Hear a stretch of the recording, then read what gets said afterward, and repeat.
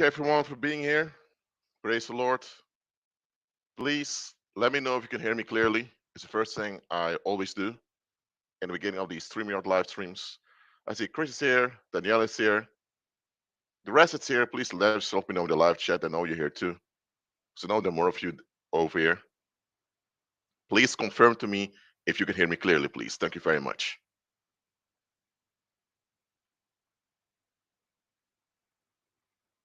All right. So yes, okay. Yamiya is here also. I'm glad you're here, Yamiya. All right. What I'm going to do now is going to share the screen with you. We're going to read two scriptures. Share screen.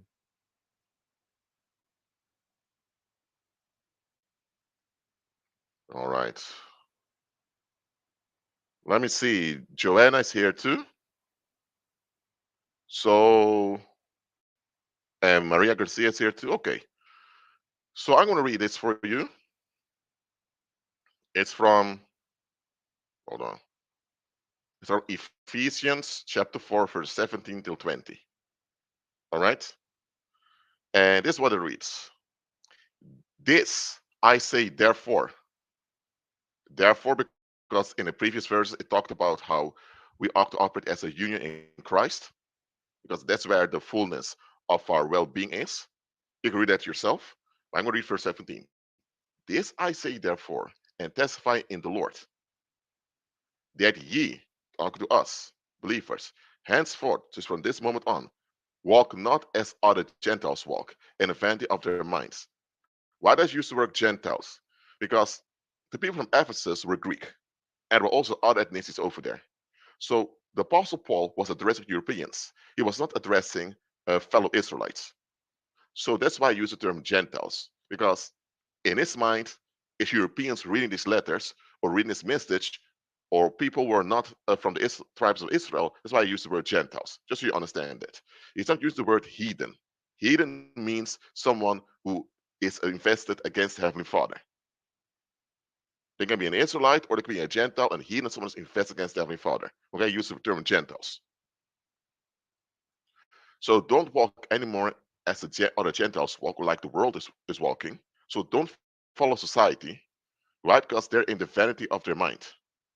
Vanity is when you put an emphasis on something that's not of most importance. Look, for example, you pay attention to your physical hygiene is not vanity, because your physical hygiene is relevant for your physical health.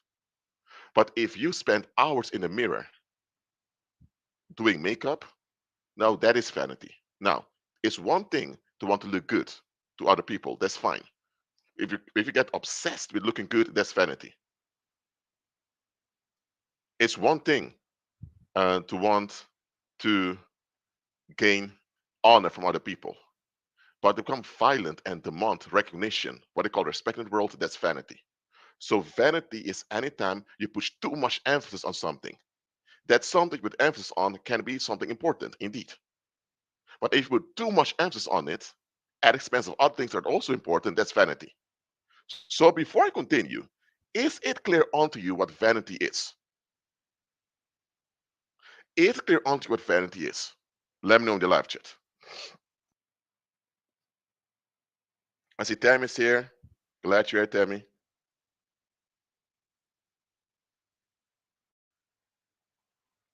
It's important for you to understand these things, what vanity is. 'Cause if you don't know what vanity is, or you have the wrong idea of vanity, then you won't understand anything that's written over here.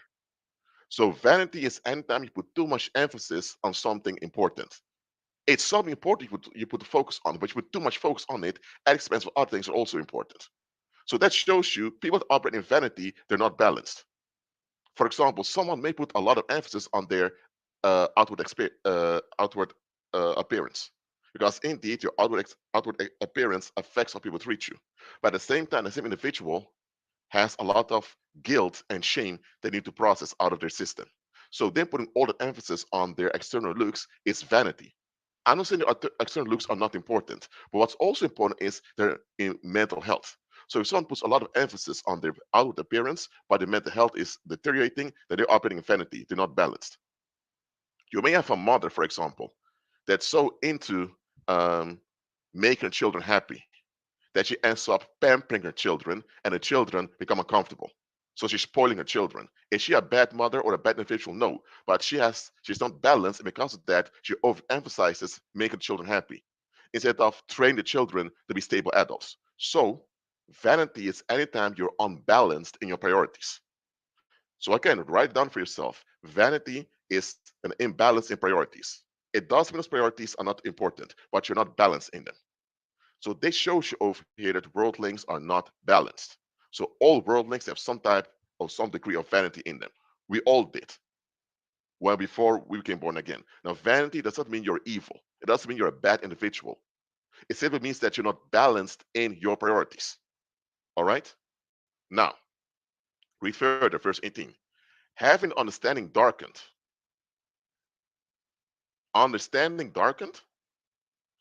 being alienated from the life of God to the ignorance that's in them because of blindness of the heart. So why is society or why is the world in ignorance? Because the blindness of the heart. The heart refers to their psychology. So there's an imbalance in their psychology. That's the vanity that speaks over here. There's an imbalance in their psychology because they have a dark understanding. What is a dark understanding? A dark understanding is understanding that lacks proper information. For example, let's say that you want to go on a hiking trip. Okay, you're gonna go hiking with your friends. You have your boots with you have your extra clothes with you have food and water with you have your telephone with you, just in case you need to reach emergency. You have a flashlight with you. So you guys think, hey, yeah, we're ready to go. But here's the thing: the trail you want to hike at night, sometimes there's snakes appearing over there. Now, let's say you're not aware that there's snakes on that trail. So you and your friends are going to hike that trail for the coming 2 days. It will build a tent, sleep over there. But then suddenly, during the night, you guys begin to scream because there's snakes everywhere. Now, were you putting yourself in danger? No. The reason why you didn't know there were snakes over there simply because you were not informed there's snakes there during the night. Now, you did inform about the trail. But in this case, people withheld information from you, namely that there tend to be snakes down there during the night. Because people knew if they would tell you there are snakes there during the night, most of you would say, you know what, we're not going to do this trail anymore. But here's the thing: that area depends on tourism, and a lot of tourists take that trail. So they need tourists over there to have an income. So because it was not in their interest to warn you, they withheld this information. That's how they ended up endangering you guys. So you did not bring it on yourself. Others endangered you in this case by withholding proper information from you. And that happens a lot in life. It happens a lot in life that people have a darkened understanding because they lack certain information. So look, you can have a darkened understanding just because you were not raised the proper way by your parents or because the people around you lack information themselves. So this is not something you bring on yourself. A darkened understanding is common because simply when you're born, you don't know anything. When you go through life, you learn things. Based on where you grow up depends on how much you know. If you grew up in um, in a rural area, you know more about cultivating crops. If you grew up in a city, you know more about street gangs. So the knowledge you have also comes from where did you grow up and the people you're associated with. So you can't control where you were born. You can't control where you were raised. What you can do as an adult is admit that you may lack proper knowledge and be open to receive proper knowledge. That's the only thing you can do as an adult. But here's the issue with worldlings: they don't want to admit this ignorance, namely this lack of proper information they have. They don't even want to admit their own fallen state. Not only are they in a fallen state, but they also don't want to admit that they lack proper information. Here's the thing: if they admit their fallen state, then they also admitted that they lack proper information. Once you do that, they're realistic. But most worldlings are not like that. They just want to escape. So because they want to escape, they refuse to admit that they lack proper information. And that's why they're alienated from the life of God, which you should be operating in. But here's the issue: You lacking proper information means that you're dysfunctional. And if you don't want to admit you lack information, means you also don't want to admit your dysfunction. So what do worldlings do to hide their collective dysfunction? They surrender themselves onto all types of vain pursuits, drinking a lot, partying a lot, or they begin to argue a lot, or they become religious zealots. Those are all coping mechanisms, so they don't have to admit the lack inside of them. Just as it says in verse 19, who being past feeling have given themselves over to lasciviousness, to work all uncleanness with greediness. Greed is when, because of imbalanced priorities, you emphasize one thing at expense of others. So vanity and greed are similar. Vanity is when there's an imbalance in priorities, and greed is when you are chasing something so much that you forget that that thing is not all you need. You can be greedy with money. That's something a lot of people are. You can be greedy with attention. You want so much attention from your spouse. You want so much attention from the people around you. You're gonna be greedy with sleeping. You want to sleep all the time. You are so lazy, you won't do anything. So greed is you feeding excessively on something. So greed simply means you're obsessed with consuming something, whether it's attention or whether it's actual food or actual or money, whatever it is. That's greediness, and greediness is a result of vanity. You don't have a balance in your priorities. You're gonna be greedy about the time you spend with your family. You don't care about anyone else, only about you and your family. That's greed. Why? Because you focus so much on your own survival. So the only survival of those close to you matter. So that's how worldlings are. So everyone ends up operating if they're not born again. Verse 20. But ye have not so. But ye have not so learned Christ. This phrase in a very odd way simply means but you're different because you've learned Christ. So what it says over here is that ignorance is something we all have because nobody knows everything. You may be ignorant of the Spanish language. Doesn't mean that you're evil or that you are in lack. No, you can be a full, well-functioning human being, but you have no knowledge of Spanish or other languages. So when you're in Spain, you need a guide to tell you more about Spain because you lack knowledge of Spain. That's it. So that's a natural lack you have. A natural lack does not mean that you're at fault somewhere. It simply means it's a natural lack. Okay. So there's natural ignorance that we all have because none of us know everything. But the thing is, some ignorance is harmful onto you because there's certain things you have to know to function properly as a human being.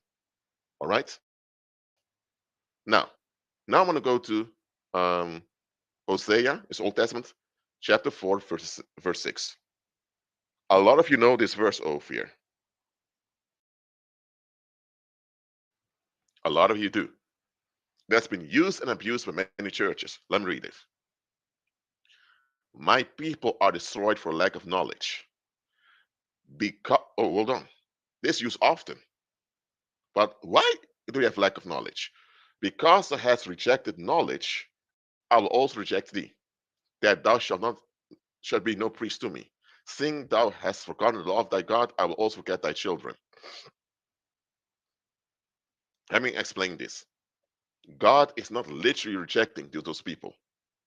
It's actually saying, because you choose to operate in rejection, namely you reject the reality that you need my guidance, you reject the reality that you can't do everything by yourself. Because you reject to face reality, you've now become dysfunctional that I can't trust you. That's why it says that I will also reject thee, that thou shalt be no priest to me. Seeing thou hast forgotten the law of thy God, I will also forget thy children. So it comes down to this. When people refuse to face reality, they become dysfunctional and they will pass on the dysfunction to their children. And the children will grow up dysfunctional, not knowing any better. But later in life, the children will also realize, man, what's wrong with us? But it's often too painful to admit that they're dysfunctional because it's not something they can do anything about. Let me say this. They couldn't do anything about to become dysfunctional, but they can do something about themselves now to look for solutions. So they're not helpless as adults. As adults, you have the ability to say, I want to be better. But you have to admit that you're not better. You have to admit you're dysfunctional. And you have to admit that almost everyone around you was dysfunctional too. So then those children also think, you know what, I want to admit this. They do the same thing as their parents, denying reality. They have children again, it's passed on. And that's how you have intergenerational ignorance. And intergenerational ignorance means there's intergenerational dysfunction. Intergenerational dysfunction is what we call generational curses. That is violence that's transferred from one generation to the next.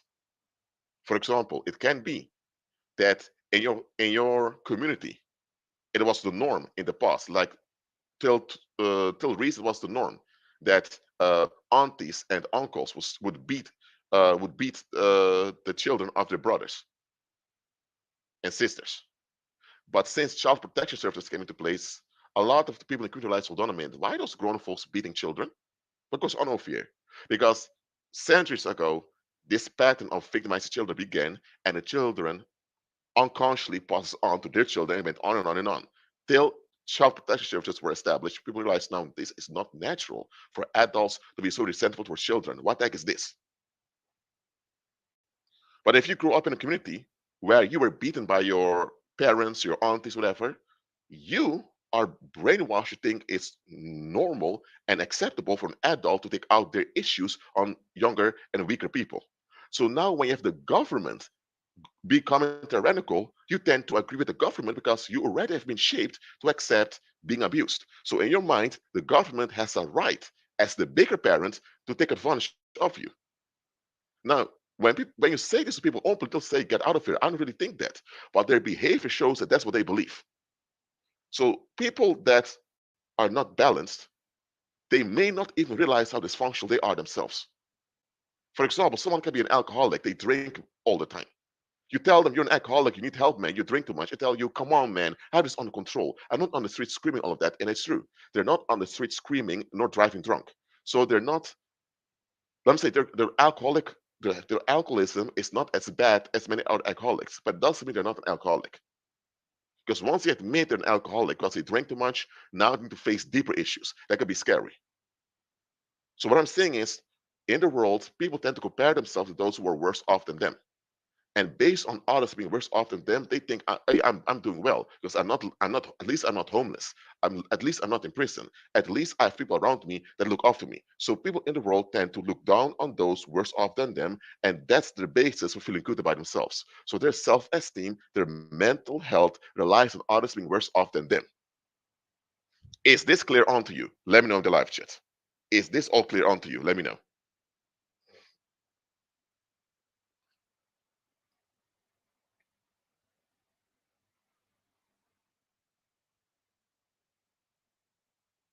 Is this clear onto you?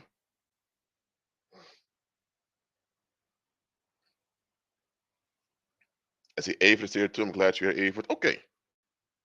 So it's the norm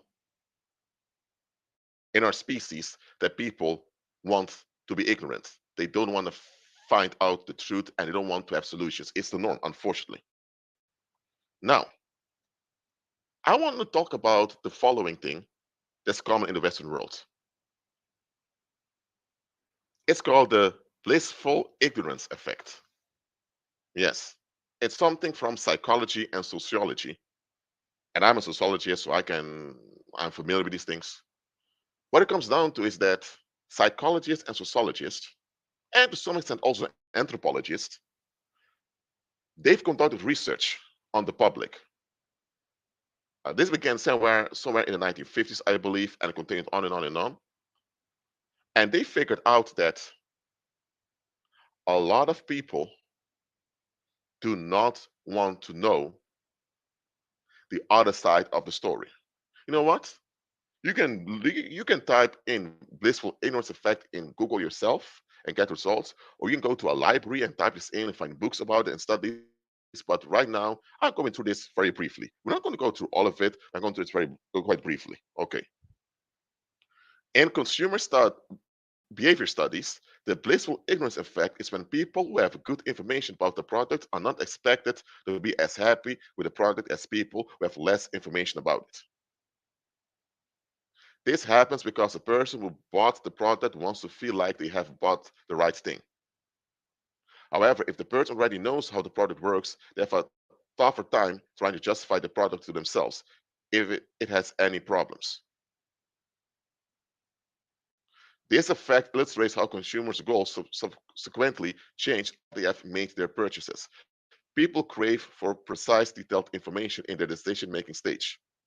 The decision-making stage is when you go to the supermarket or when you go to shop online or you go to a car dealership to get a car and you're selecting which car you want because the money you have you can only spend it once. You can't spend it twice. So you want to be certain that when you make a decision and spend the money is something that's worth it. You want to be able to justify to yourself to feel comfortable internally with the decision you've made.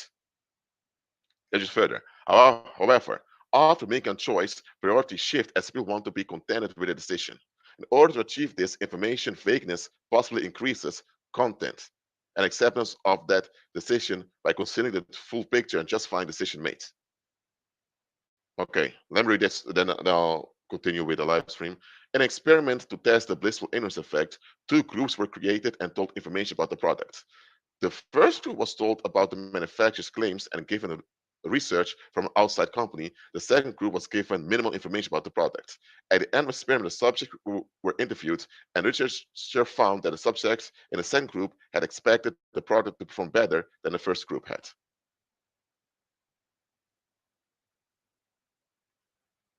So it comes down to this, and it's quite simple.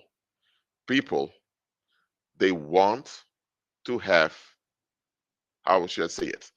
They want to be able to excuse themselves from accountability.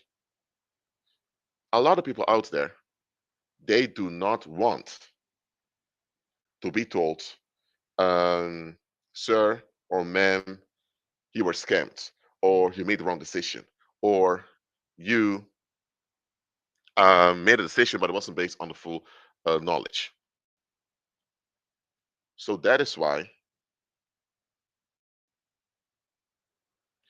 So that's why, for example, if you, I'm giving an example. Let's say you go to a car dealership, you want to purchase a car, and you see information about the car, the price, how fast the car is, all of that.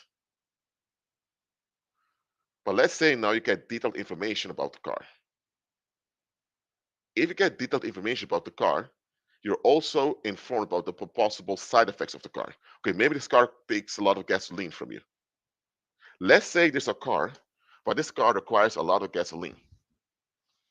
And because it requires a lot of gasoline, that means you have to spend a lot of money putting gas in the car. Let's say now at the car dealership, you were not informed about this fact that the car takes a lot of gasoline. You may see the car and think, this is the car I want, you purchase it. Later, when you have the car, you realize, hold on a minute, why is it that I'm spending so much money purchasing gas all the time? It is because you purchased a car that takes a lot of gasoline. So, but if you would have received this information beforehand, you likely would not have purchased the car. Why? Because now you have to spend so much money to put gasoline in the car. A, but you already purchased the car.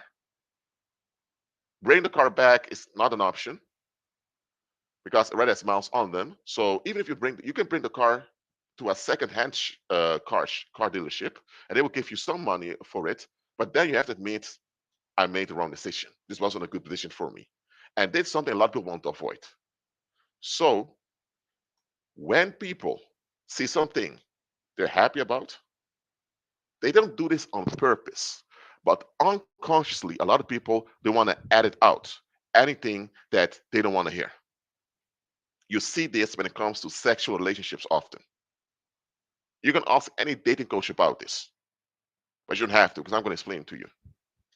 When it comes to the opposite sex, human beings, when they see someone from the opposite sex that they think, oh, this might be a match for me sexually, they tend to focus on the potential sexual intercourse, or maybe also on the fact, oh, with this individual, I can present myself to my parents, or with this individual, people will treat me well in the streets because they see, oh, I have a ring on my finger.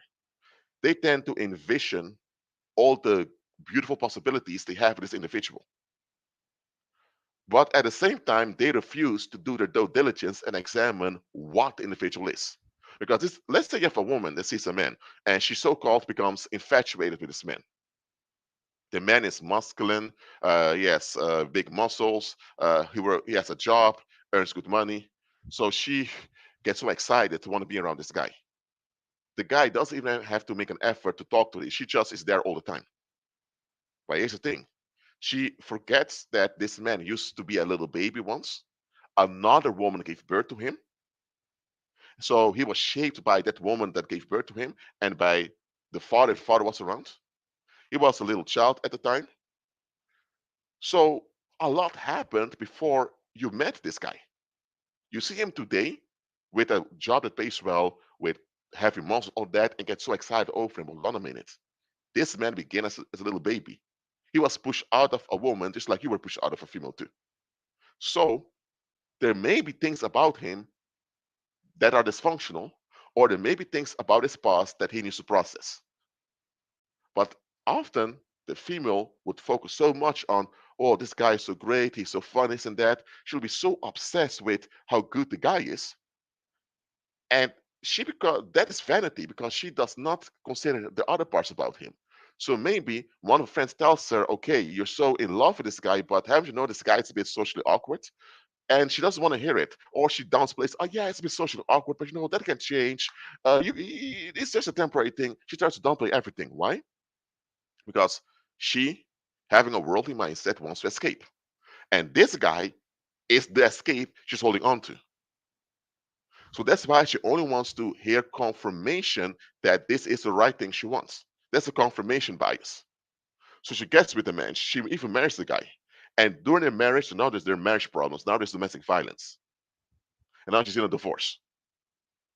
All of that could have been prevented if she would have looked deeper into the man. But here's the thing, worldlings want to escape. If they have to look deep into things, they wouldn't want anything in life. So worldlings are not motivated by having proper knowledge. They're motivated by escapes. Worldlings are motivated by escapes, not by proper knowledge. Often worldlings do not even want proper knowledge because it ruins their motivation. Simple as that. So understand this. Worldlings by default, they want their distractions and their escapes. They don't want people with proper information alerting them that they need to be better, that they need to recover. They don't want that. Haven't you noticed that people that vote for a certain political party, that political party comes into office, things get worse in the country, but next election they vote for the party again.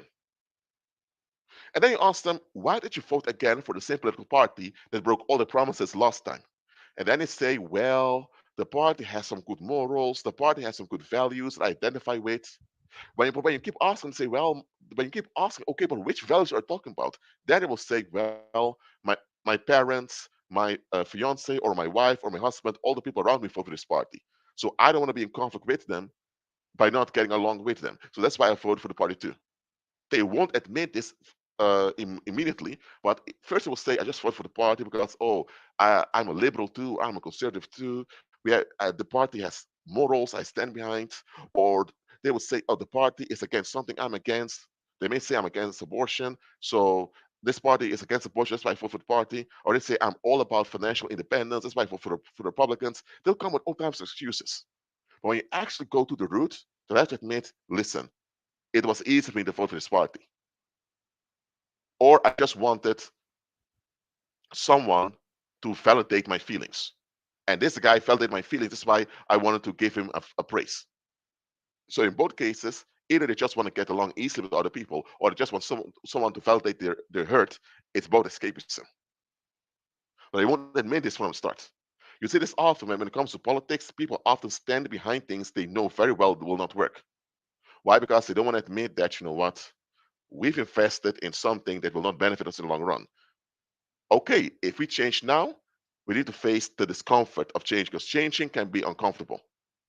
Social relationships have to change. Some relationships may break, some marriage may break. You have to find new friends sometimes. Sometimes you need to relocate. Sometimes you can't keep the same job. So change for the better, even though it's for the better, it can still be uncomfortable. And a lot of worldlings don't want to go to discomfort, just want to escape. So they will justify the bad situation to themselves and to other people with excuses, just so they don't have to go to the discomfort of becoming better.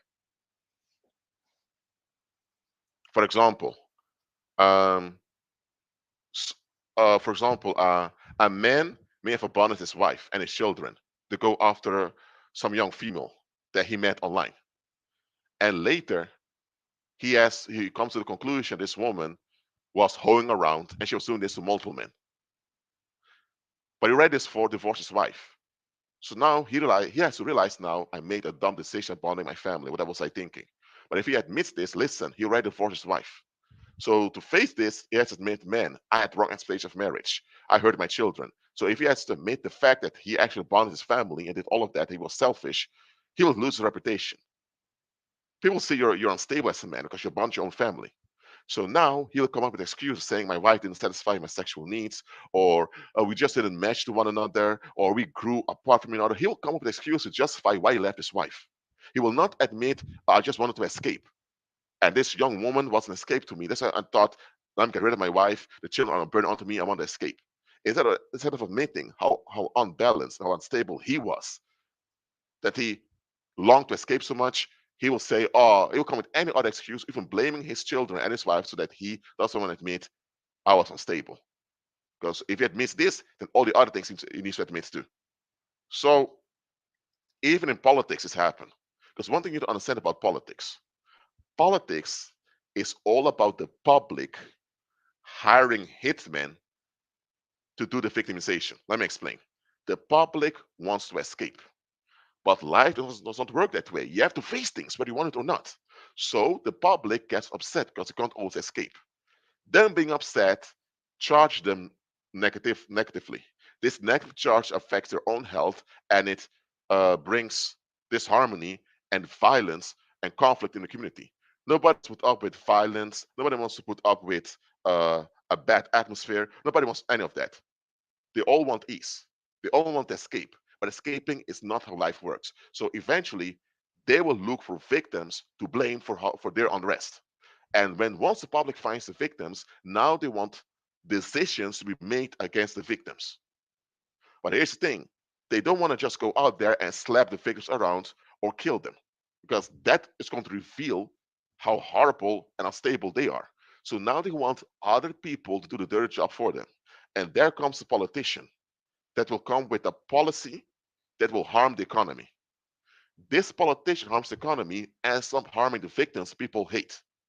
And people say, yes, finally, someone dealt with those homeless people, or someone dealt with those asylum seekers, someone dealt with those lazy folks on welfare. At the same time, the decision of the politician also harms them, but they don't want to see that. The only thing in their mind is we're upset, we feel embarrassed, we want to be relieved, we don't want to face ourselves. So, hey, finally, someone took out our issues on the victims, so now we can continue. We don't have to face ourselves. That's the main thing for the public. That's what the politician does. That's why so many politicians are not that uncomfortable to tell lies. Why? Because they know that's what the public wants. The public wants an unreliable clown to ruin things, so later they can all blame the clown for ruining things. Why? Because that clown, in this case the politician, is harming the victims. Because the public wants the victims to carry to the public's charging the victims, the scapegoats. Now they want someone to act out their charge against the victims. And the politician is the clown that they use to distract the fact that they're the ones having issues against those people. So let's say now you have a lot of people from the underclass suffering. Then society would say that stupid politician destroyed the country by increasing the taxes, all of that. Okay, but all of you guys suffer too from the increased taxes. Why did any of you stand up against it? Why? Because when the taxes increase, people of low income from certain neighborhoods will be hurt. And the public looks down on those people. So when those people are hurt, it validates their escapism, saying, oh, you see that? Those people can't even pay taxes because they're lazy. It validates the escapism of the masses. So because the masses get narcissistic supply by saying those people down, they're okay with the politician increasing taxes, even though they suffer from the increased taxes themselves. Then, as long as they can get the narcissistic ease at expense of those victims, they're fine. So the politician who made a decision to increase taxes, for example, that causes a disruption in the economy, he is only there as the clown that wants attention. And because he's a narcissist or the clown that wants attention, he got the attention. He does what the public wants, and let the public and point at him. It's his fault. He did it, so that nobody say we're the ones that did it, because we're the ones that are narcissistic, and we're the ones who were looking for victims. And yes, the victims were harmed, but now we're harmed too. The public must want to admit this. So now you know what politics is all about. The public has unrest. They want to put it on victims, and the politician is the agent to act out the crime against the victims. But the politician does it according to the law. The politician hides behind the law, and through the use of the law of the land, the politician does what the public wants, namely harming the victims they want to explode upon. Is this clear unto you now how politics works? Let me know in the live chat. Let me know. Do you understand it now?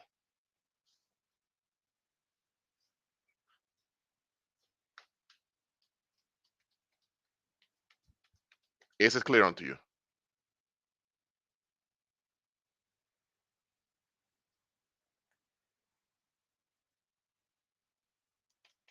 All right.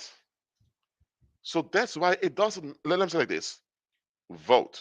If you can vote in a national or regional election, vote. When you vote, you do your part. Because you do your part, you've shown I'm interested, I'm involved. So I was able to have influence through voting. I did. If they do nothing with my vote and they mess up things, I have a right to complain because I participated. If you don't vote at all, then people are going to say, okay, you complain about things going wrong, but what did you do? And they're correct about that. So vote just that you have a right to open your mouth and address things. So that people can't use against you while you didn't even vote. So shut your mouth. And people, the public's correct. If you had the ability to vote and to have some influence and you refuse to do it, why the heck are you complaining now? You didn't even participate in whatever. Now, even if you know that all the political parties are just as corrupt, choose one party that has one thing that's good, vote for that party, and later you can say, hey, I voted this party for this reason, but they're all corrupt, blah, blah, blah. And now that you complain, people can't tell you to shut up because you're correct. You did your part, and they refused to do their part. And now you can address things further. So understand this. It's not about who wins the election. It's not about who's in office. It's about the public getting their ease. Because let me tell you, when the public has to face themselves in the mirror, they're going to lose their mind and they're going to take it out to one another. You're going to have a lot of stabbings, a lot of an explosion of domestic violence. You're going to have lynchings. You're going to have a lot of people suicide jumping from buildings, committing suicide. So when the public has to face themselves in the mirror, each individual, and have to look at each other, face themselves, there's something they can't handle. They lose it. So to prevent the public from losing it here and there, the elite knows that the public's unstable. So the elite wants to figure out who are the victims, who are the victims now. Then the elite will arrange politicians and programs to act against the victim society selected. So the public as a whole selects victims, whether homeless people or asylum seekers or maybe people from a religious group or whatever. They the public slowly agrees to those people are effed up, those people are to blame, and then the elite arrange just a puppet, which I call a clown, that will please the public. The public gives them votes, and then that puppet acts out the anger of the public against the victims. Then the public's at ease, and then it starts all over again. That's how it goes. Society cannot handle self-reflection. They cannot. Society cannot handle self-reflection. Absolutely not. The world can't handle that. Every time in the New Testament, when you read it, when Christ or one of the apostles addressed things as they should, there was violence as a result. Stephanus, I believe his name was Stephanus, one of the believers, even addressed the Judean leaders of how they murdered Christ, and they couldn't handle the fact that they, as a population, were how do I say complicit in murder. So they turned on him and lynched him right over there. And the Apostle Paul, before he became born again, he consented to the lynching. Yes, Apostle Paul, before he became born again, he was psycho, he was out of his mind. But anyway, Yamiya sounds like the purge. That's the truth. Society wants to purge, but they can't afford for everyone to purge by just going out there and explode on someone. So they have to purge in an organized way so that things don't get out of hand and everyone gets hurt. That's why they do it through the politicians. They do it through religion. They do it through cults and all of that.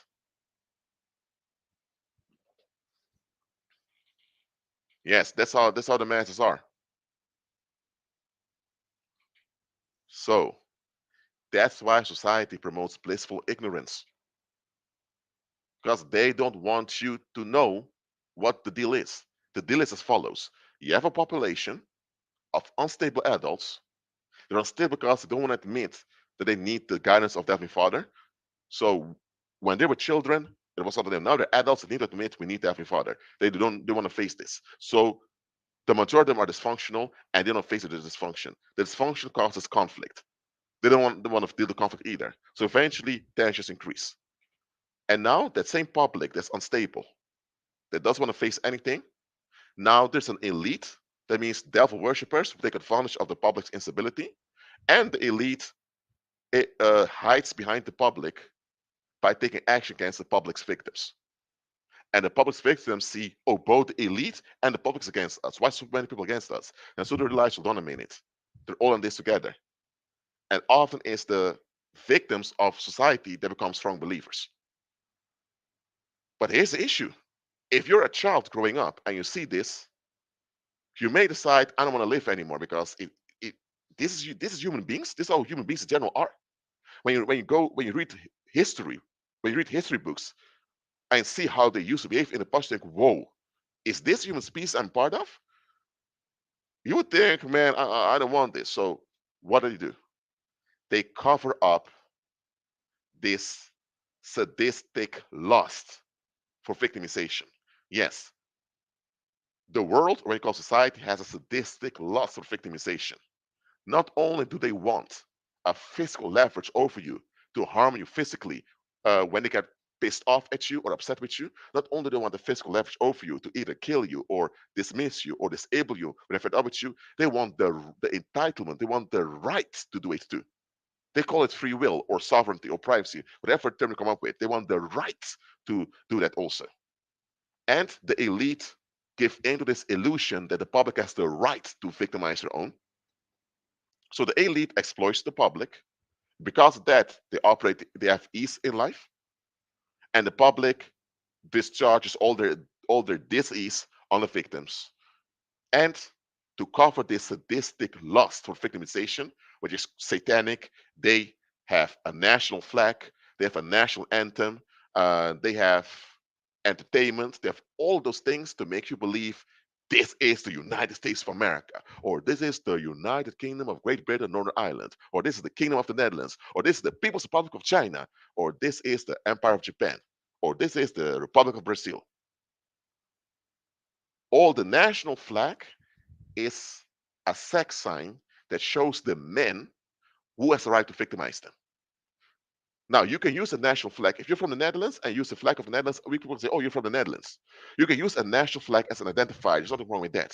But the moment you believe in a national flag, you're believing in the right of the population on that flag to victimize you. So anytime you pledge allegiance to the flag of the United States, you agree and believe that the American public has a right to victimize you when they see fit. If you if you are emotionally invested in the Dutch flag, because right now you have Dutch farmers who turn the Dutch flag upside down, because the Dutch flag is red, white, blue. Now a lot of protesters turned around in blue, white, red. So a lot of Dutch people are upset with them turn the flag upside down.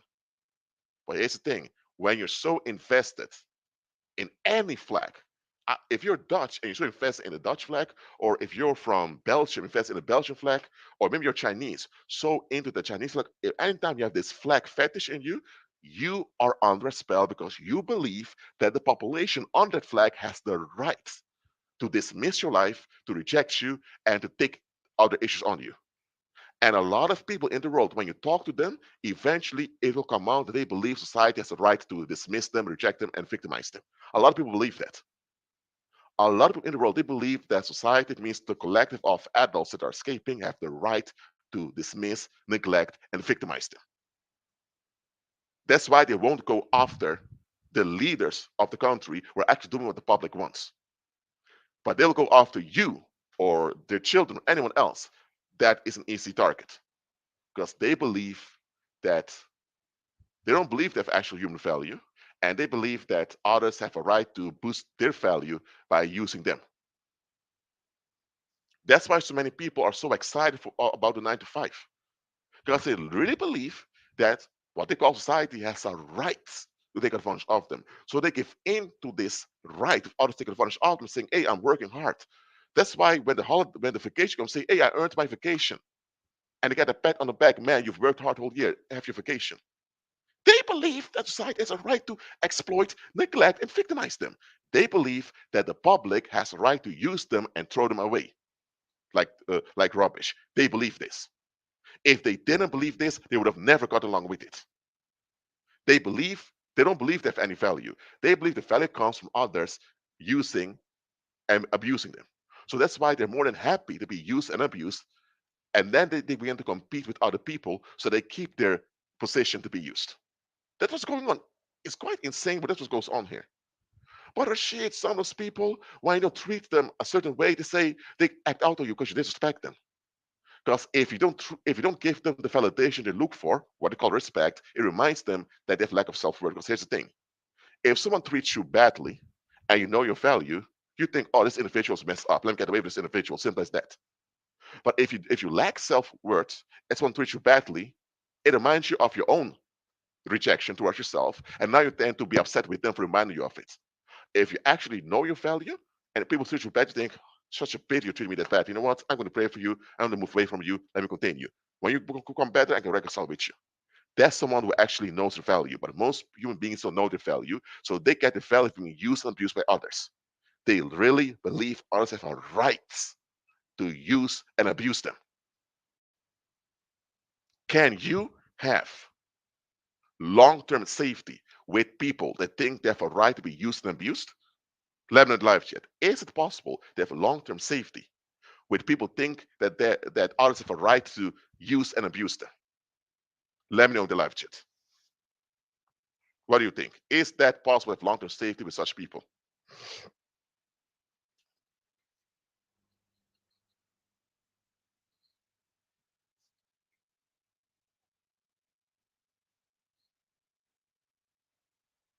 Nope, that's not possible. Absolutely not. Look, I don't mind you saluting a flag because you're patriotic. If you're from the United States and you really love your homeland and you really want to invest in your homeland and you salute the flag, okay, that can happen. You can salute the Dutch flag if you're a Dutch individual. So saluting the flag or use the flag as an identifier, you can do that. But do not fetishize and believe in the flag. They call this totoism in anthropology. You're putting you are operating in superstition. You can salute a flag and you can use a flag as identifier. Those two things you can do with a flag. So you can salute a flag or you can use it as identifier and only salute the flag if it's out of patriotism, if it's a patriotic motive. Don't salute the flag for any other reason. If you love your homeland and you want the best for your homeland and you use to identify the flag for your homeland and you salute it, that's fine. But don't salute the flag for any other reason. For any other reason, it's just idolatry. By the way, so that's what I'm pointing out to you. But if you fetishize the flag, man, you're in trouble because now you believe others have a right to abuse you. If people really believe deep down inside that the group has a right to abuse and abuse to use and abuse them, that means when you're being abused and used, they're going to let it happen.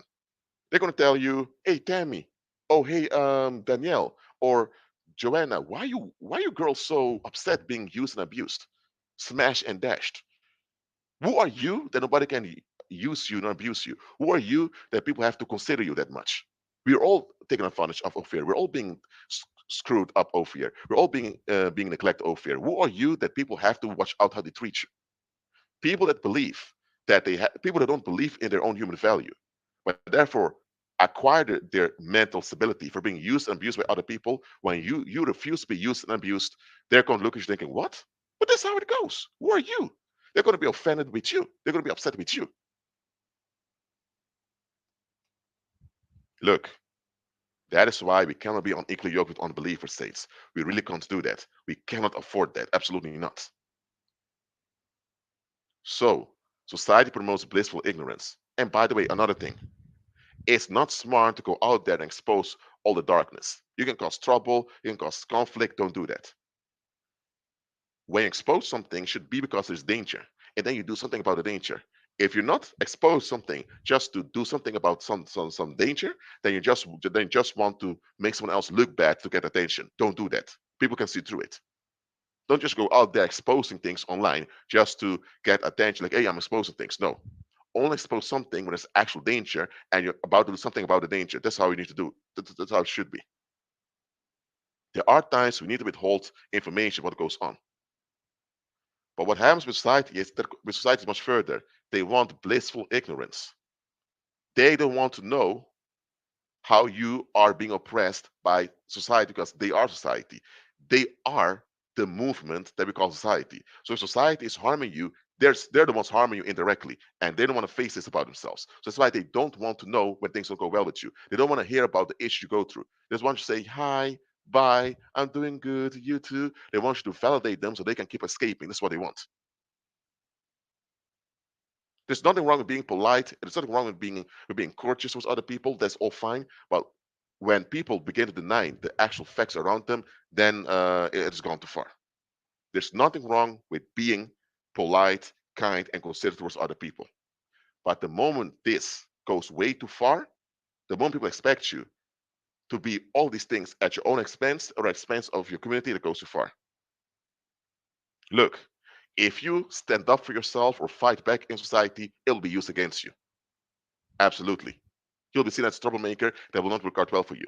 At the other hand, if you're a toxic people pleaser by just being polite and kind and respectful all the time, they walk all over you too.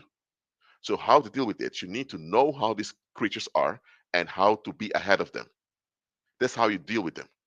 Standing up for yourself, boundaries, all of that. Hey, it will get you killed. It will bring you in trouble.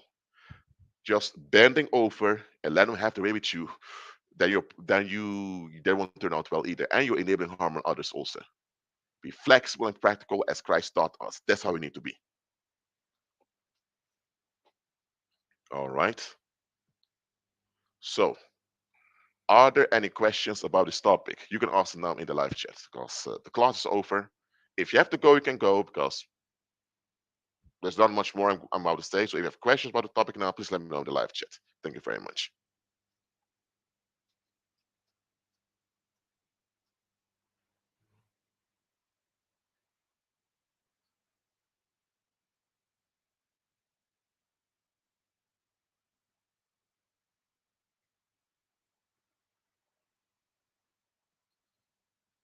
Mhm,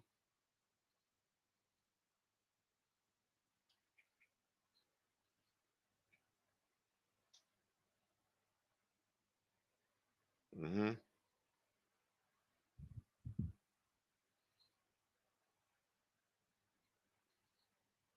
If I get, I'll go in for a normal minute, see if I get any questions. If I get none, I'm going to close down the live chat, the live stream. I mean, glad it's all clear onto you.